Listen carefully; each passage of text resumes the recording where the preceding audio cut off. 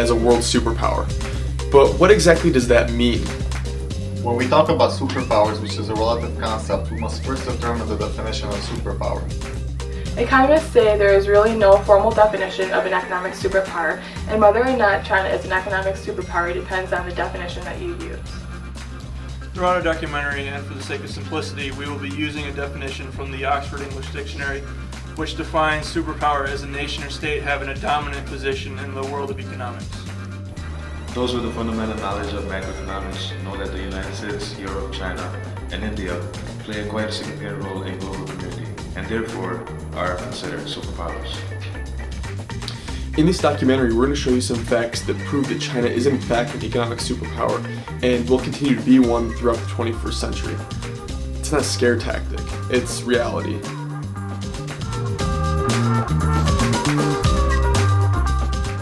Since its transition from communism to private enterprise, China's economy has become the fastest growing economy of the world.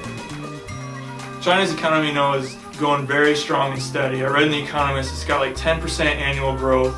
It has a lot of jobs, little inflation, increasing standard of living. And on top of the fact it's still very cheap to produce there, you have a superpower. But what's scary is the fact that it's not slowing down. No sign it's going to slow down in the foreseeable future. It's just building ahead of steam and surging forward.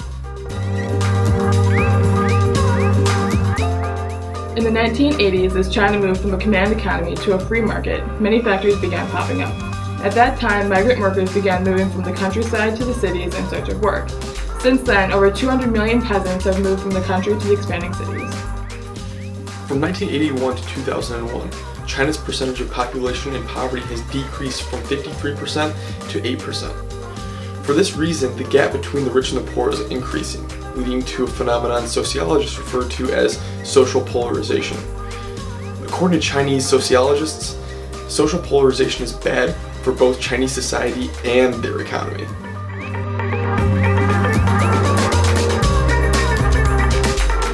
So 中国最担心的事儿就是两极分化，因为邓小平选集第3卷第139页里头有一句话叫“如果导致两极分化，改革就算失败了”，而现在中国就是两极分化，而且还在分化，这就是非常令人担心的事。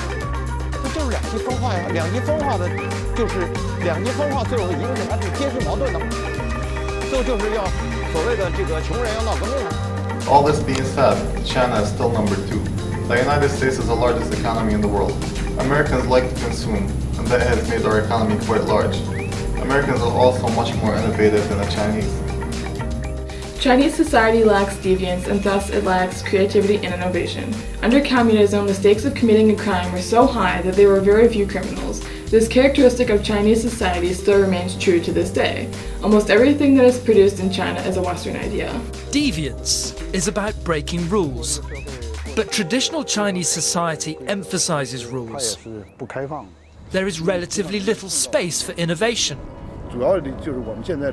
That's because the Chinese education system is exam-orientated and leaves little chance for Chinese students to develop their creativity and imagination. They spend most of their time reciting lessons. This is actually an incredibly important issue. For our economic development, we need innovation. But our traditional culture and our political structure absolutely don't encourage innovation. If this system doesn't reform, then our economy will not break through the next barrier.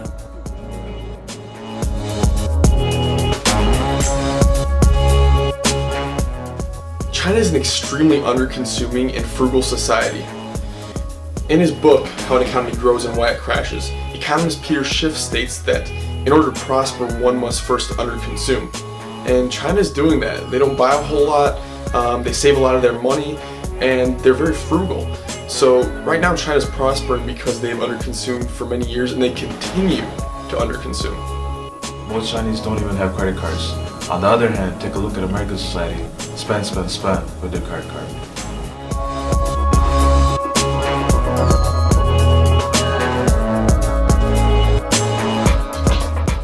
Currently, globally, have 2/3 of the middle class in the G20. There are about 1 billion people and 500 million in Asia.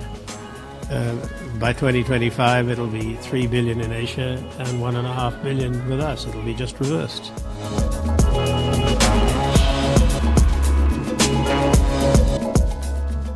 Based on our research, we believe that China has an infrastructure that supports an increase in population. For example, the Chinese government has been building ghost cities, which are cities that are completely outfitted with shopping centers, public buildings, and housing over the past decade. In fact, they've been building 10 or more of these cities per year.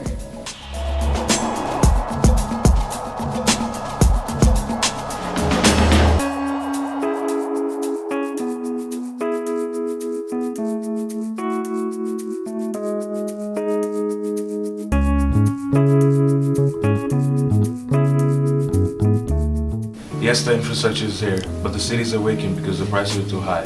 These apartments cost upward of $70,000, and only the very rich members of Chinese society can afford them. There are estimated 64 million vacant apartments throughout the entire country. It appears as though China is experiencing a massive property bubble. When the bubble bursts, there might be a financial disaster.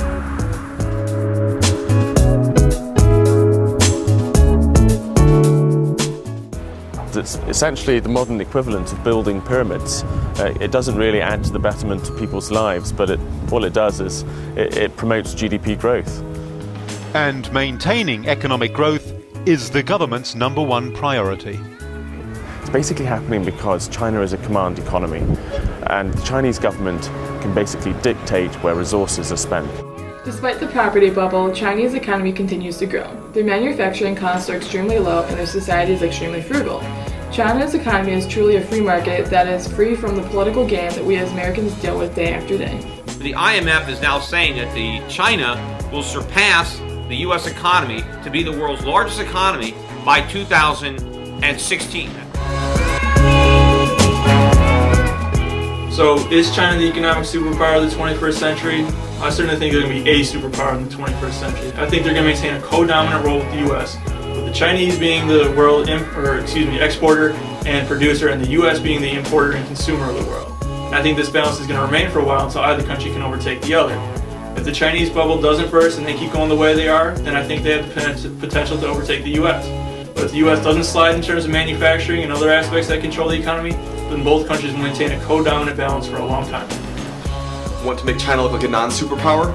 Just change the definition of superpower. But based on the definition of superpower that we used and the research that we've done, we believe that China has a dominant position in the world of economics. China has a lot of production going on, they've got a lot of money, and we believe that China will continue to be a superpower throughout the 21st century. In the October 31st, 2011 edition of Time magazine, journalist Ken Miller states that China's strength is essential to the recoveries of both the US and Europe. To me, it sounds like China has a significant role in world economics. China does have problems: pollution, social polarization, a potential property bubble, but the bottom line is that China has a dominant position in the world economics. It is wealthy, it has people, it has a free market. China is and will continue to be an economic superpower.